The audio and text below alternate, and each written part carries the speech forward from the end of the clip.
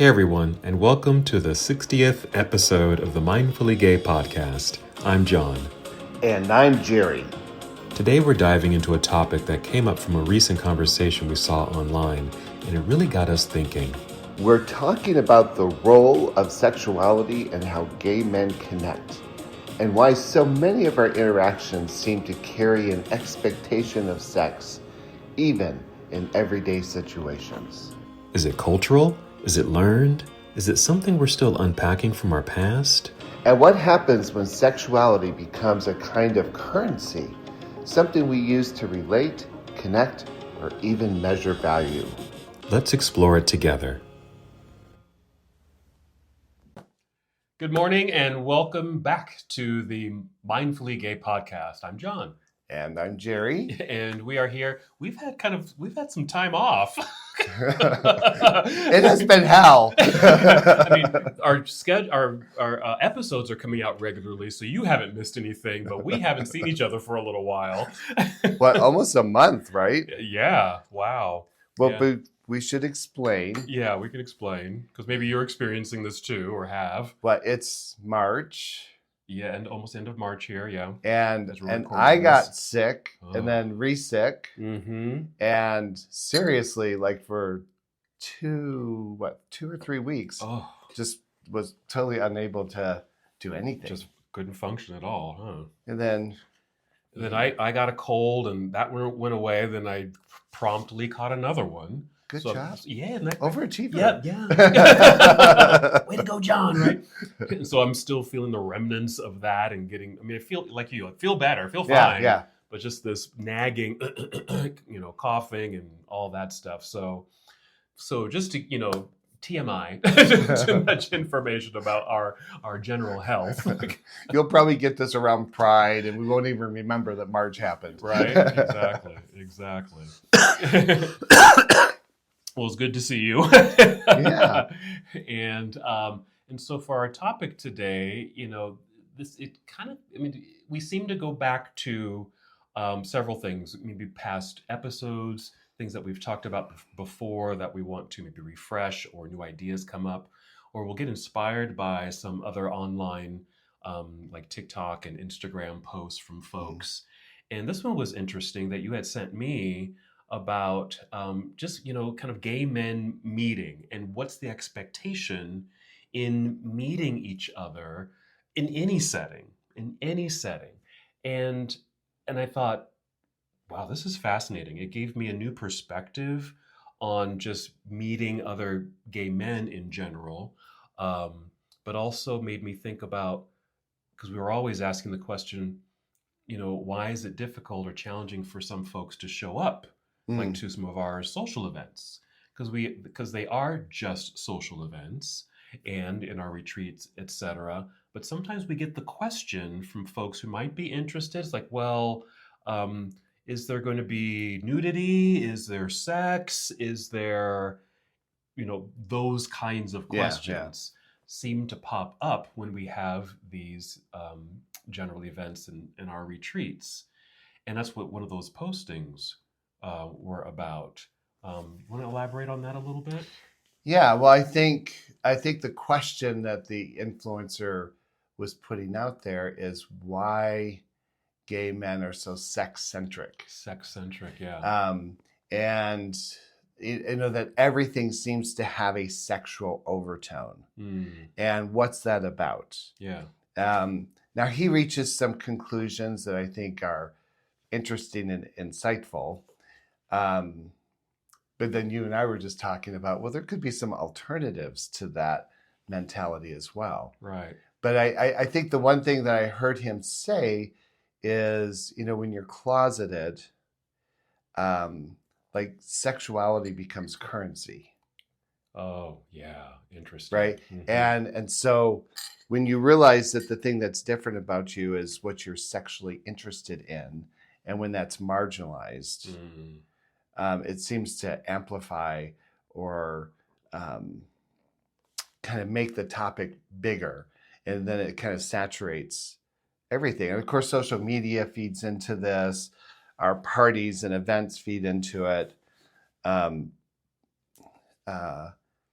And so there becomes this narrative about your sexuality being some kind of currency or value or worth, and what are the consequences of that emphasis? Right. Interesting, because it's just another way of looking at sexuality and the expression of such. Because we certainly don't want to negate sexuality and the expression of sex, because we do see that as something we are very proud of, our sexual prowess and our sexuality and the expression of such. And there's other ways of looking at it, and does it sometimes get in the way, or could it potentially get in the way? Especially with just maybe just casual encounters. Like you said, I think it's an interesting word to use, currency. As it's a way of, in order for me to connect with you, I've got to like pay this price of such with sex or some kind of sexual output. Um, and I think certainly in some situations, yes, that's the encounter. That's how things go. But what if you're just, you know, going bowling, meeting for a coffee date, or seeing each other at the gym or something? This influencer kind of says, why do we sexualize even those encounters? Or at least maybe run through our heads that, oh, is this going to be about sex? Right. And not just, hey, how you doing? Right. Let's grab coffee. Very interesting. Very interesting. Well, and I think it's interesting as you were mentioning all those venues. I thought, yeah, each one of those venues has kind of like some sexual edge to it. Yeah. Like if you go to the gym, Yeah. the gym can be for working out, but you also have guys who are wearing tank tops and shorts and going in the sauna and in the locker room. Yeah. And, that becomes an interesting atmosphere. Absolutely. I get it. What were some bowling? Have you seen bowling shoes? Sexy. Aphrodisiacs. Well, I said bowling because we did bowling, but I wondered, even in just the casualness and playfulness of just bowling, sometimes there's flirtation, or is that expected? And I don't know. Maybe is sex going to happen after this? I don't know. Yeah. It's just and as we're talking about this, the complexity of this topic is starting to unravel for me a little bit. Yeah. Right? Because like I have friends that I love dearly, who I think are very sexy people. Yeah. And yet I don't I guess I just don't go into the place of sexy with them. Mm-hmm. But I can certainly look and be objective and see what they have and what they what I value about them in that capacity. Right. But what I really appreciate is the connectedness we have in our relationships. Right. And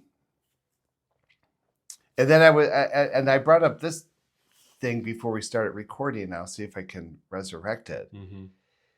If we look at culture on a whole, right, there is this oppressive attitude around sexuality, gay, straight, whatever, male, female, right? We treat it as this incredibly private, insulated kind of a thing. And then I think, the arcing, controlling nature of that, I think, is we live in a Christian-dominated culture. Mm-hmm. And so whether you're Christian or not, you're certainly kind of caught up in the cultural influences of that. Right. Which teach us that sexuality is something to be ashamed of. Mm. And then when I think about like the gay movement and gay men in particular, what I see that I'm appreciating is a surgence of being out and open and explicit about our sexuality. Yes. And so are we judging ourselves through a heteronormative lens that everything is about sexuality and what's wrong with us because that's the overarching narrative? Or are we a community that is perhaps inviting a new standard of appreciation around our sexuality? Wow, that's a really good question. and Go ahead, answer it. I don't know if I have an answer, but it's certainly given me a new vision around the culture in which we live and the narratives in which we're Yeah, embedded. Yet, we pride ourselves on our sexual exploits and being able to be open about our sexuality. But is there a conflict there where somehow we shame each other or ourselves for being that explicit and right. outwardly about our sexuality? Well, and I sometimes think the side effects of that openness, again, is it's become very youth centric. It's become very, you know, we just dropped a podcast about ageism, right? And in that context, it's interesting. Um, like as much as I appreciate kind of like the sexual revolution and our willingness to embrace and accept our sexuality, it seems like it comes with a lot of casualties. It can. It can. Mm-hmm. And for instance, if I'm a big person, Mm-hmm. right, do I feel marginalized in a community that celebrates abs? Right. If I'm a person of color, Mm-hmm. in a community that tends to privilege white youth, do people of color feel marginalized or stereotyped, if you will? Stereotyped, yeah. Yeah. Mm-hmm. I mean, there's all these kind of implications, and I'm putting it out there as just fodder for thought. Right. But I think I believe that in the place of consciousness, we then can liberate. If what we want is a sexual revolution, that should be a revolution that includes everyone. Yeah. And it's in that place of consciousness where we look at our blind sides, where we might recognize how we marginalize or isolate people in the name of pride. Yeah. I like that. Because there's certainly, I know for myself, I certainly want to celebrate my sexuality and expression of such, and I want to celebrate others. That's one of the things that actually I try to teach in my Tantra classes.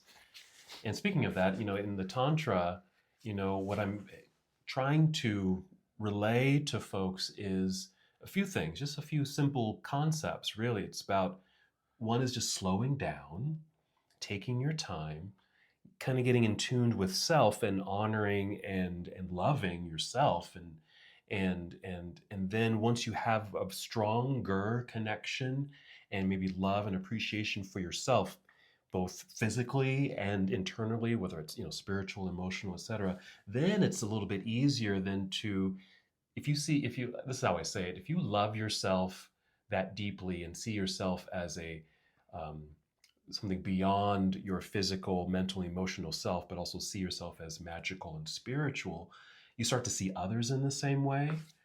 And that's the magic of Tantra. And when you see others in the same way, I think it does open up that valuing of people and seeing people not just for this physical shell, but something deep and beautiful that emanates from within, that exudes outward. Mm-hmm. That's what Tantra can teach us. And so, yeah, just to be more mindful around, am I being judgy because it's a certain body type that maybe I'm not particularly attracted to, and I get judgy around that, or just kind of seeing, oh, a person, a beautiful person, just taking that moment to recognize the humanity and the beauty and the magic of that individual. If that can, somehow get more exploited, then I think our community, we've talked about that, in what that really means. A real community can really form, especially in the way of, like you said, if we're really gonna have a sexual revolution and evolution, then yeah, we gotta grow up spiritually a little bit. Yeah. And be more mindful.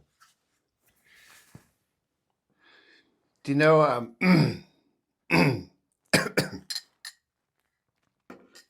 I'm sitting thinking about some different scenarios Mm-hmm. that I've been in. Mm. And, the last couple of years have been really interesting for me because I lost a bunch of weight. I got in shape. And it's interesting because today I get a whole different level of attention than I did 5 years ago. And I don't know how I feel about that Mm. because I feel like I'm the same person, Mm-hmm. healthier, I would say.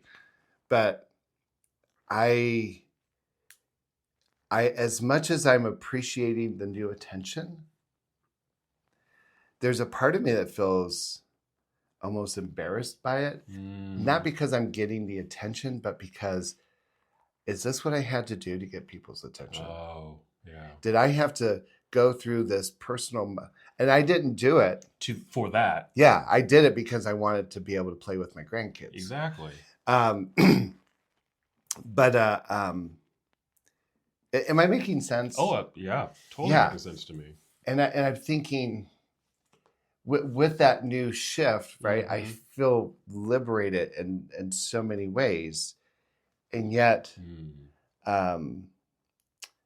I'm perplexed at do people see me or they just see the packaging? Yeah. Yeah. And it probably begs the question, like, well, why do they want to get to know me? Right. Are they only speaking to me because they see this outer shell? Or do they really want to know me? Yeah. Yeah. Yeah, you run into this conflict of that, especially when you are able to kind of look beyond, just the physical being and know that there's something more. And when you're the subject of that, it's a really interesting perspective of, are they seeing me as a person, or they're just seeing this physical shell, this body? And am I feeding into the narrative of, oh, you got to look a certain way to gain the acceptance and attractiveness from, other people? It's, oh, wow. So I do think there's some value. I know for me, I think my self-esteem has certainly shifted, and I think about myself differently. And so I present differently and think a little bit more consciously about how I'm doing things, which I think before, because I had maybe not such a low, but I had a lower sense of myself, I didn't put as much care and attention to those things. Yeah, so in this conversation, I want to acknowledge that sex is fun, sexuality, flirting, cruising, all those things are enticing and positive. And yet, I think what's been so difficult with the mindfully gay thing that we're working on is getting people to events. And I think, is there something wrong with our events? I'm perplexed. And yet the narrative I hear, and we got an email just the other day, right, where people are trying to figure out what they're getting involved in. Yeah. And there's this fear and this hesitancy that if it's not in the scope of sexuality, that I probably wouldn't be interested in it. Or I'm not sure I would fit in. Right. Right. And so it kind of brings us back to that body, mind, spirit paradigm. It's like we all may have really great bodies and celebrate our bodies, but are we neglecting mind and spirit? Exactly. Yeah. It's just opened up so much in my little brain here in regards to this. And it's like kind of going back to that scenario of, here we are putting out retreats and social events, and maybe someone on the outside looking in and wondering, should I sign up for this? It's like, kind of going back to that currency. What am I paying for? What am I showing up to do? What's expected of me? Because there's certainly people in line with their ticket ready to pay, for, oh, is there sex involved? I'm there, you know. I'm just going to use Morning Wood as an example. Wonderful group and monthly parties, events, and it's sexual, and so guys know what to expect. Um, And they're packed. and they're packed. Yes. I mean, but there is an element of, just social. You can just go and just socialize. You really can. But knowing that that there is sex and expression of such, and you wear your sexy gear and costumes and whatever the theme might be, people know what they're paying for. Even if you're just going there to socialize, there's going to be this element and buzz of sex, and that's what they're signing up for. Great. So there's that category of people. Then there's others who, gosh, there's this gay retreat, this gay men's retreat, and they're talking about radical self-acceptance. Ooh, that sounds like something I want to be involved in. But I wonder if there's going to be sex. And I'm not sure I want that, so let me check. So they want to know what they're paying for. Is this a sex thing? Right. Or is this, the body, or sorry, the mind spirit thing? Yes, sign me up for that. Then there's ones that are just kind of in between, I think. I don't know. What what am I signing up for? I don't know what I want really. And in showing up. And it even makes me think, because I think what we're selling, and we've been doing this for a long time, I think what we are selling is heavier on the, spirit mind, right? Mindfulness, spirituality, magic, etc. And sometimes I think, are we advertising to the wrong people? Maybe, are we advertising and putting this out to the Morning Wood category of people, the cruisy sex guys, the porn guys? Are we trying to advertise to them when we maybe should be advertising to the spiritual, mindful, yogi, magic guru, those folks instead that happen to be gay and want more connections like this? So it makes me think about that. Like, are we even advertising to the right people? If we're selling something and people have currency, where are they willing to put down their dollar? More questions. Yeah. Just more questions. Well, yeah, first of all, I'm not sure where we find those folks. Like, which is an interesting Yeah. statement. Yeah. Where are those people? Yeah.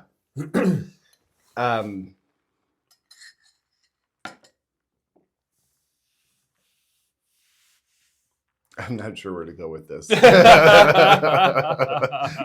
there's a lot of things going through my mind that shouldn't be recorded.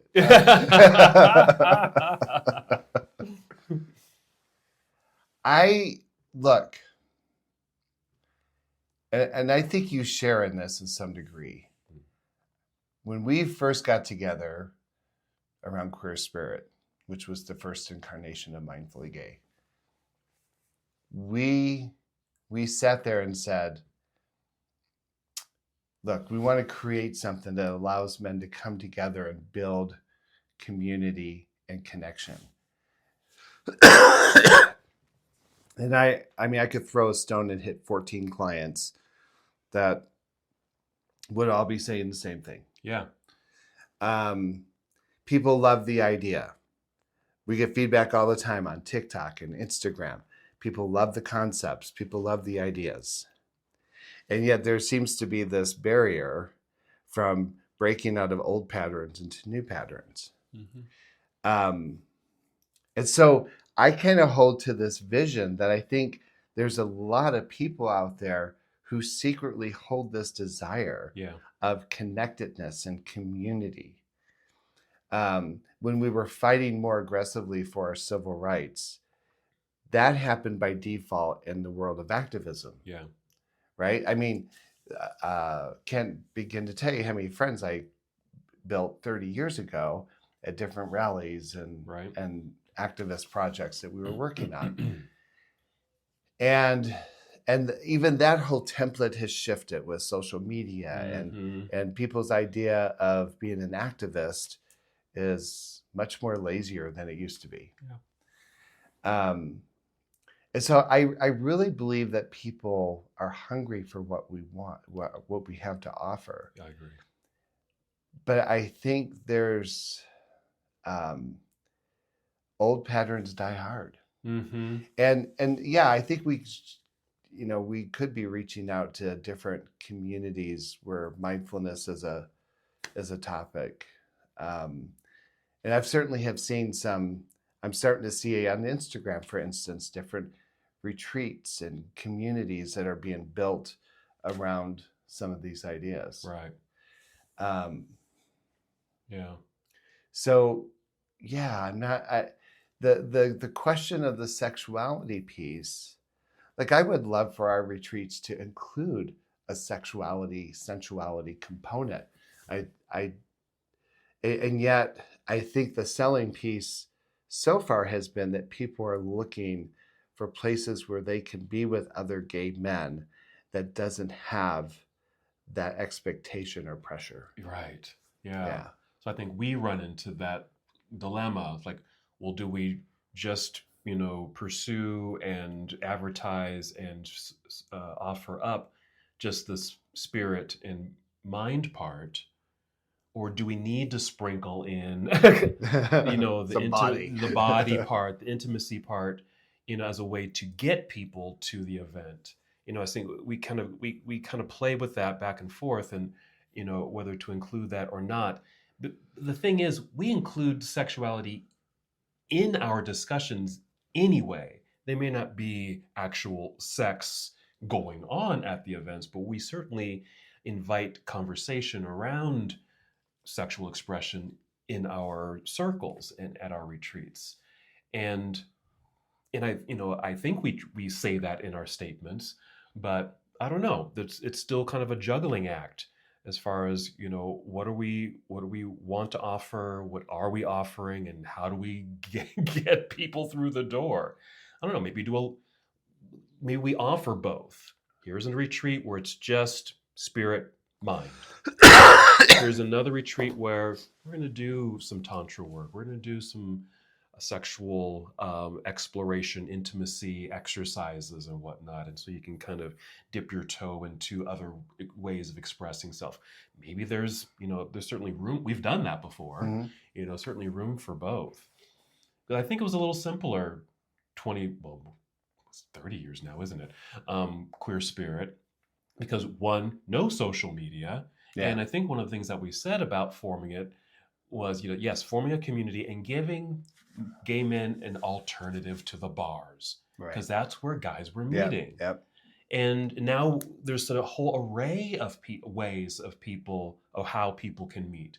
Yes, there's the bars, but now, of course, there's the hookup apps, and there's so many new ways that that allow people to connect and find their people for sex or hookups or connections.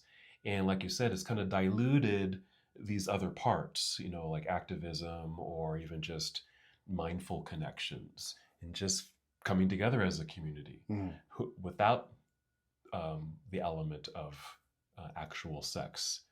So yeah, we run into that dilemma of just technology on the forefront of how people can connect. And a lot of it is highly sexualized. I guess I have to wonder, just kind of broadening the conversation a little bit, right? This guy who did the social media post,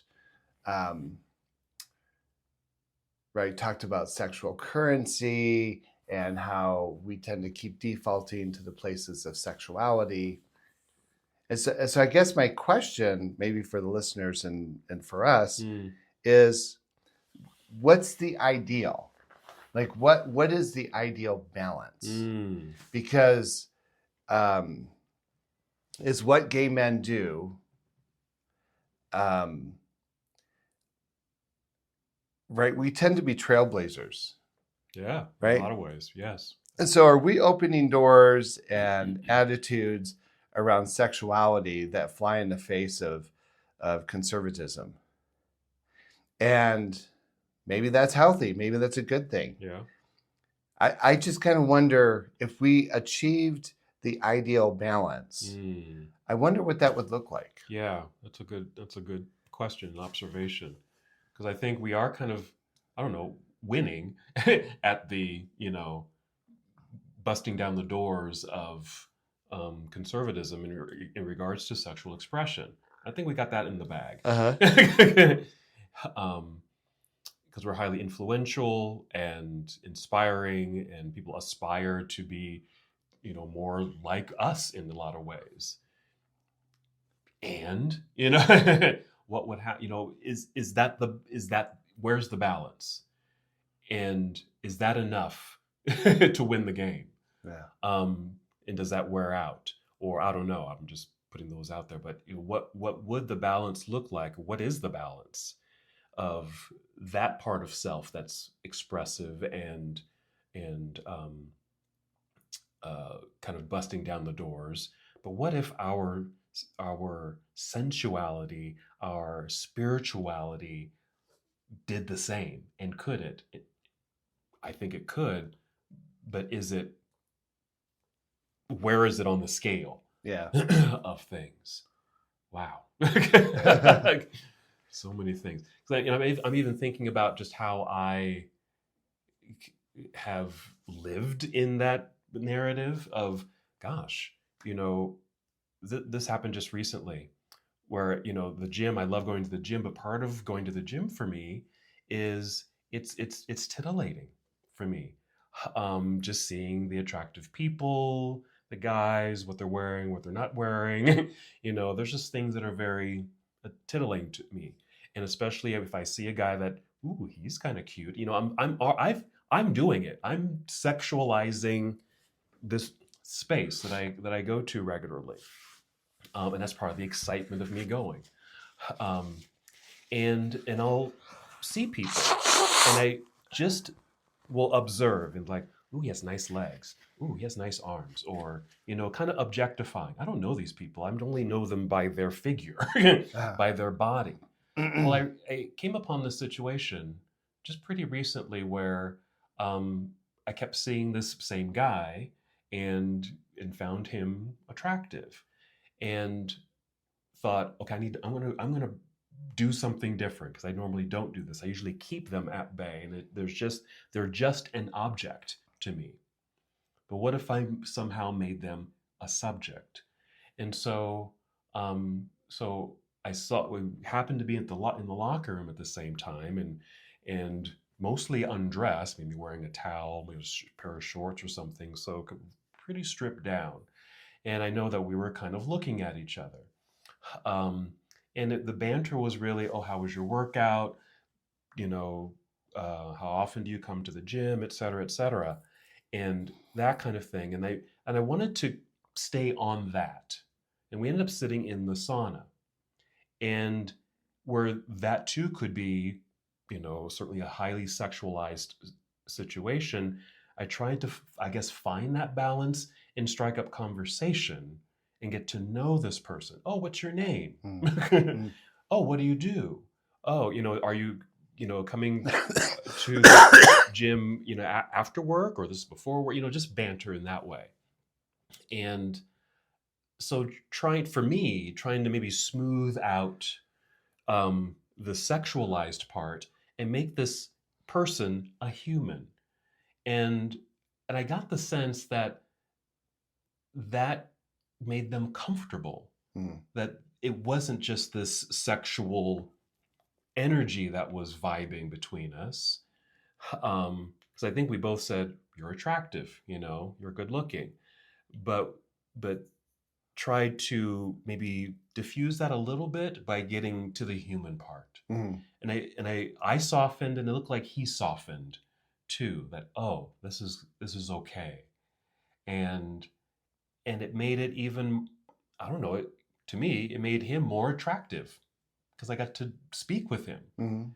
And I don't know, I want to do more of that, less objectifying, right?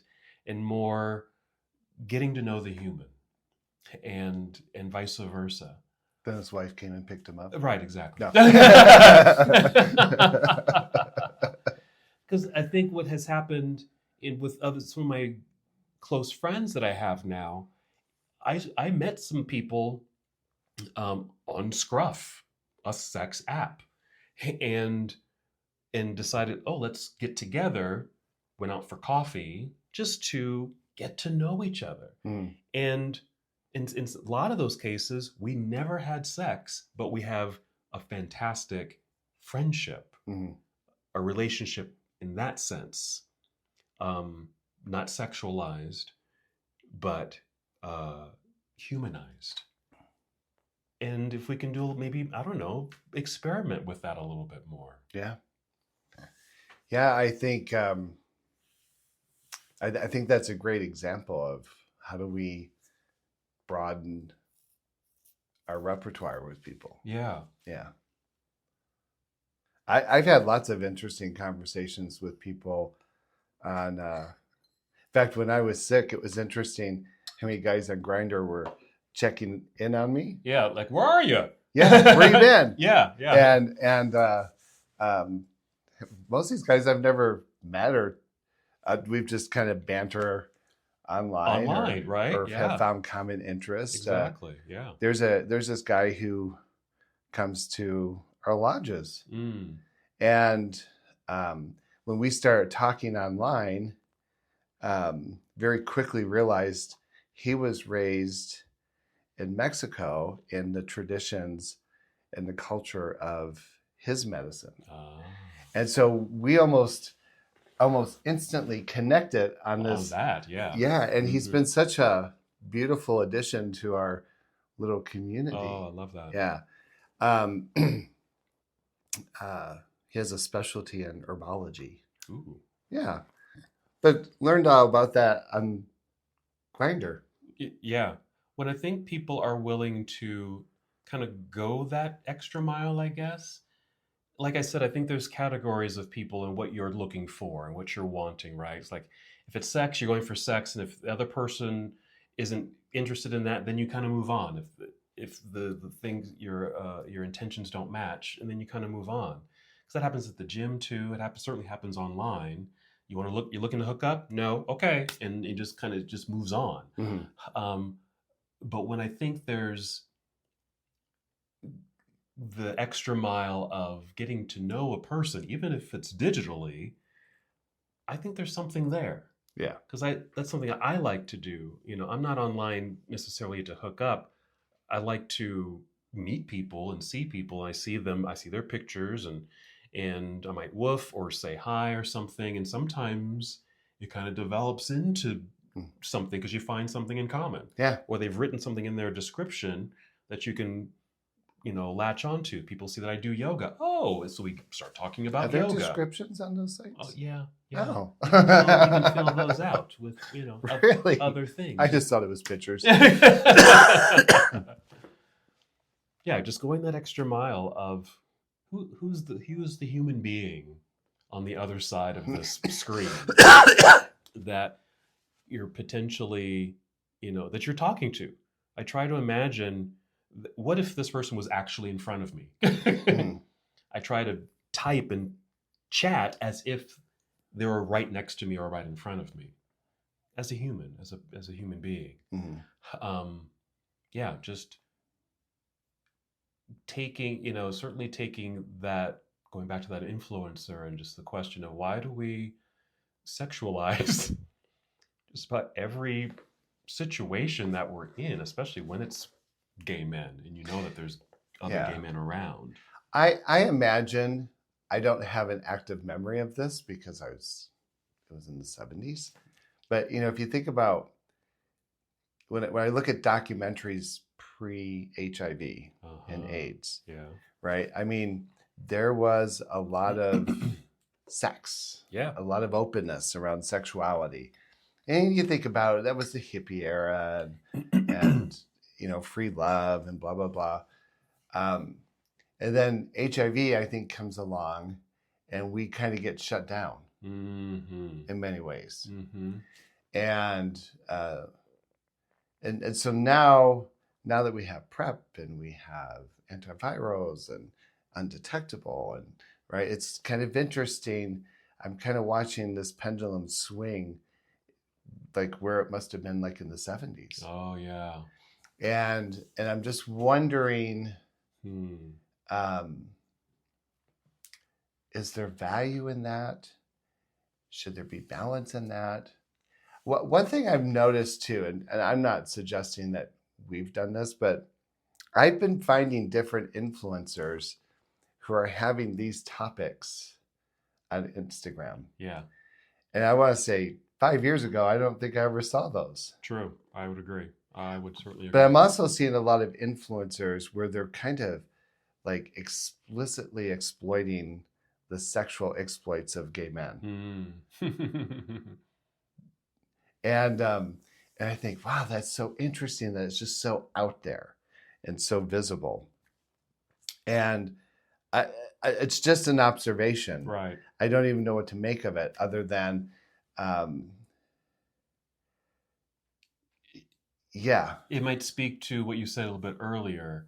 You said, I think people are really craving this.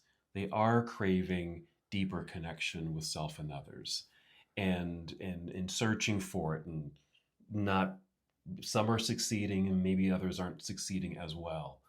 And maybe, what we're doing, plus these other influencers that are starting to kind of show up, they're seeing it too, in some way, Yeah. in their own, way and circle, that, let's, we got to be more kind to one another. Or are we highly sexualizing this? Or what about the mindfulness part? It seems like these topics are starting to bubble up, because maybe there is a reaction to, a response to, people are looking for this. I have always felt this from Queer Spirit to today. Yeah.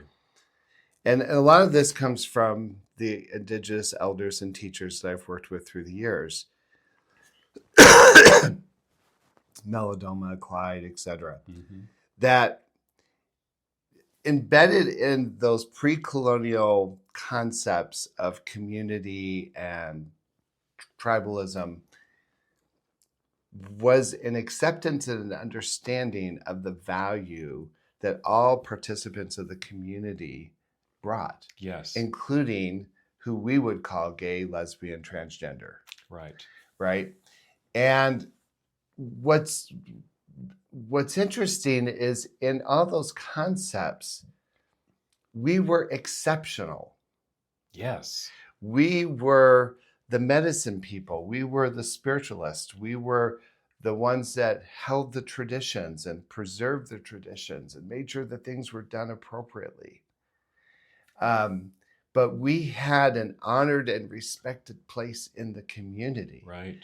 And I've always felt between Queer Spirit and Mindfully Gay, like the overarching thing that motivates me is bringing our people back to their medicine. Yes. Bringing people back to their magic. And interesting enough, a lot of that medicine and magic had direct correlation with their sexuality. Wow. Yes. The power of orgasm, the power of the sexuality as an energy, yes, in moving and healing and helping people. Yes.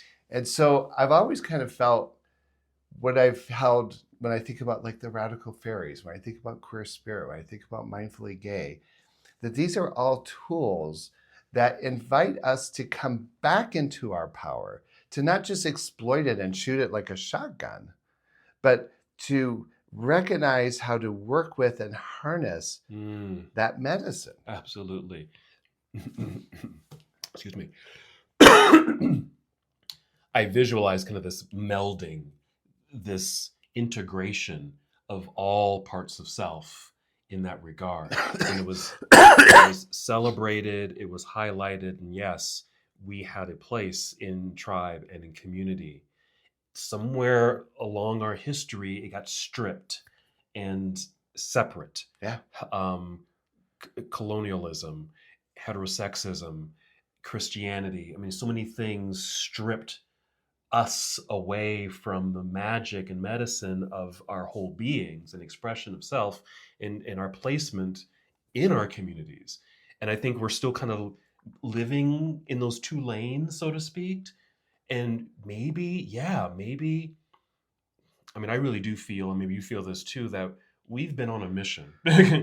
And it's part of our presence here and why we are here, why we've been doing this for so long, to rally back and, like you said, kind of Yeah. bring back those people that are kind of lost out there, the sheep out there, and kind of bring them back to the group and realize and remember our gifts, our gay gifts and magic and blessings and the medicine that we have of our whole beings. Yeah, and that just kind of reinforces for me, even in this, whoa, the speculation of, wow, our, everything is sexualized. How and why is that? And now remembering, like, oh yes, what's our mission? Yeah. Why are we here? Yeah. To pull all that back. Yeah, so powerful. Well, and I think this may sound a little judgmental, but we'll put it out there. I think in some regards, as a community, we operate from a very juvenile mindset. Right? We're afraid of missing out. We're afraid that we're being left out. We collude and participate because everyone else is doing it. Right? And so I think for us to get to that place of personal medicine and magic, especially around our sexuality, we are going to have to dare to step out of the group think. Yes. And risk being original. Yeah. Because take that risk. Take the risk. It might be scary. Risks are scary, but complaining about it and judging it is just a cheap, addictive process. Yeah, it just keeps you in that loop, in that narrative. Yeah. Right. But to empower yourself to actually engineer the life that you desire. Yes. Gosh. This is making me think of, this is a little bit off topic and a little bit, by the time this episode airs, I don't know when it's going to be. It might actually be before, because there's a new Steven Spielberg movie coming out. I think it doesn't come out until June. And it's called Disclosure, or Disclosure Day. Really? Yeah. And from the previews, it looks like another kind of alien movie. And then I watched the trailers, and then people like to break down the trailers, like what's this really about. So I heard a psychologist actually kind of break down what's just in the trailer, which, it's just snippets and snapshots. But what he theorized around this was, this is not an alien movie. It's about something that's been known probably for a very long time, that maybe the government was, I don't know, holding as a secret. And now, if we disclose what the secret is, there's no turning back.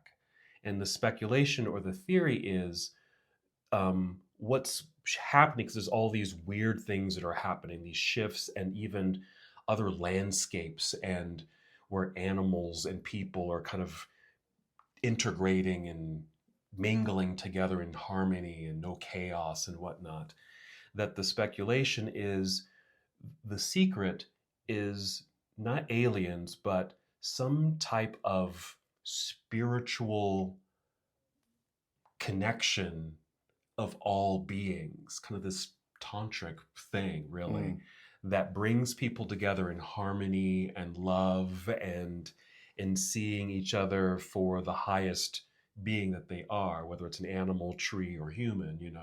We're all the same, but it's been kept a secret. and the people are kind of in the know, who have kept the secret. If this is made known, if it's disclosed, it's going to change everything. So it's kind of making me think of what we're talking about. Yeah. Like, there's this secret, and there's a rumbling. Yeah.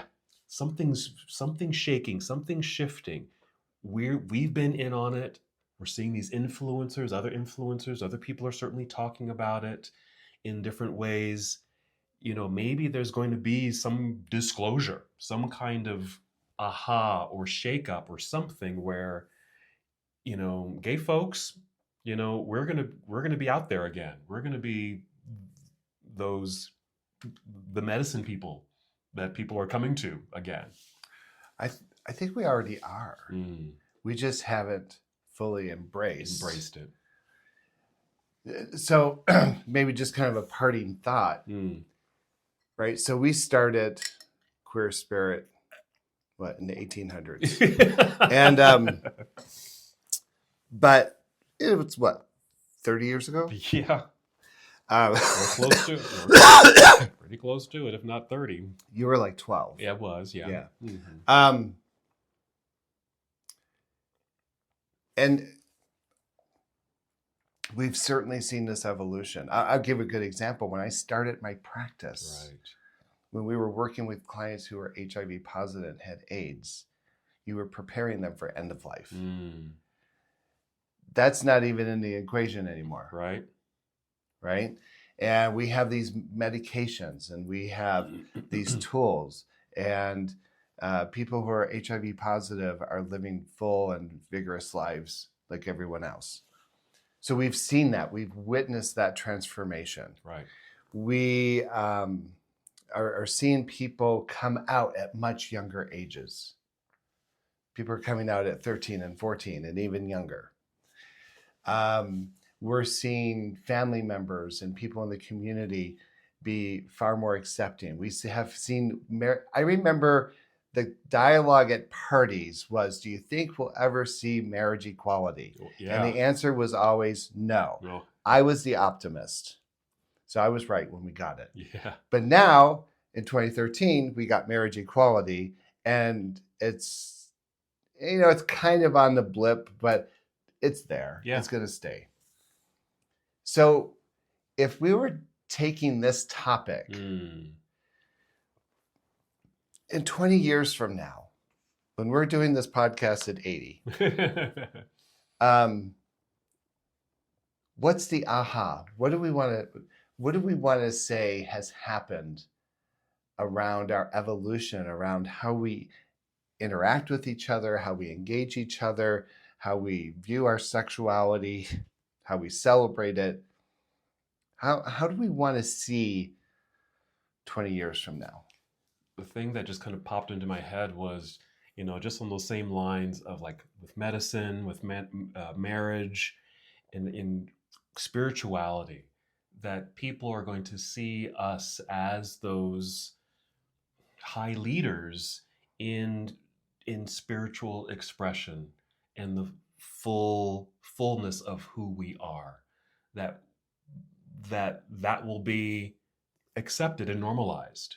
That we will be we're going to be in the politician seats. We're going to be in the churches and synagogues and whatever kind of churches that are out there. We're going to be in the therapy setting. People are going to be coming to us for some kind of guidance and liberation and fulfillment. That's what I want to see in the next 20 years. I have confidence that we can get there. I think where I'm perplexed is I'm not sure how to create the gathering. I'm not sure how to initiate the conversation. I often feel like what we need is a good marketing person, because I think what we have as far as insight and talent and skill is all there. Social media just eludes me. In a way, we're still pretty new to it. We weren't born into this stuff. So, well, I think there's more to this conversation. I think this is a good initiation. Yeah. Wow. I don't know, maybe our next podcast is we set up the massage table, get a few guys in here and do a demonstration. How about that? Would you go for that? Comment Twitter, down below. maybe. So, and again, I think it's important that we let people know we're just thinking out loud. Yeah. Okay, I'm a therapist, you're a psychotherapist. We do what we do in our world. We bring the best of what we have to the table. But I certainly, I'm not an expert. I don't know anyone out there that is an expert, because in order to get to the place of expertise, there has to be conversation.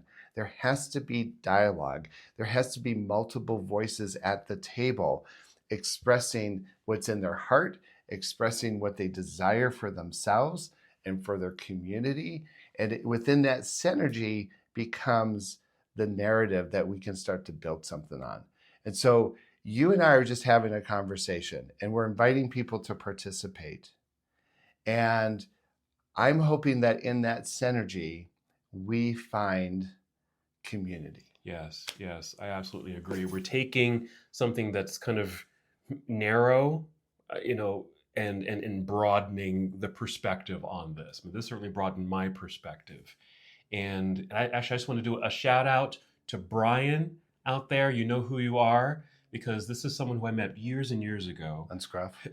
I can't remember how we met, but it's been a long time, and doesn't live in this state, and but listens to our podcast and has been inspired and wants to leave his tech world and industry and career and wants to learn more about what we're doing. He feels a calling. Like, I want to, like he says, John, you always ask us to, have the conversation. I want to have those conversations with people, and I'm going to go get trained in speaking a little bit better in this way, and go out there and talk to people. Put them on the podcast. Brian, if you want to be on the podcast, we'd love to have you on the podcast.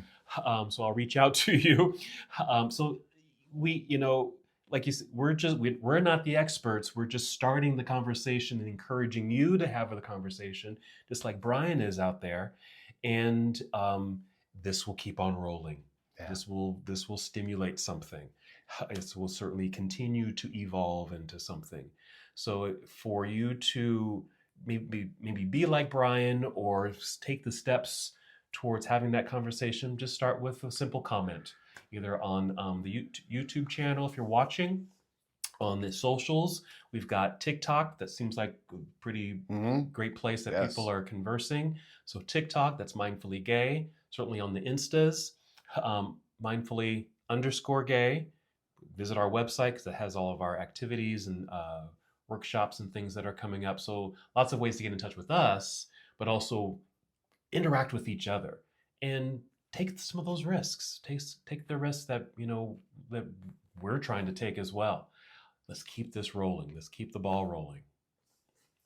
Anything else, Mr. Jerry? Yeah, keep the ball rolling. Well, thank you so much for tuning into this episode of the Mindfully Gay podcast, and we will see you next time. Adios. Thank you for joining us this episode of the Mindfully Gay podcast. We appreciate you being part of this conversation and taking the time to reflect with us. If this episode resonated with you, we'd love to hear your thoughts and experiences. You can share your story with us on Instagram at mindfully_gay, or join the conversation on TikTok at mindfullygay. And be sure to visit mindfullygay.com to stay updated on our upcoming free social events and ways to connect with the community. If you enjoyed this episode, please take a moment to rate and review it. It really helps others find the podcast. You can also download and listen on Apple Podcast or Spotify. Thanks again for being here, and we'll see you next time.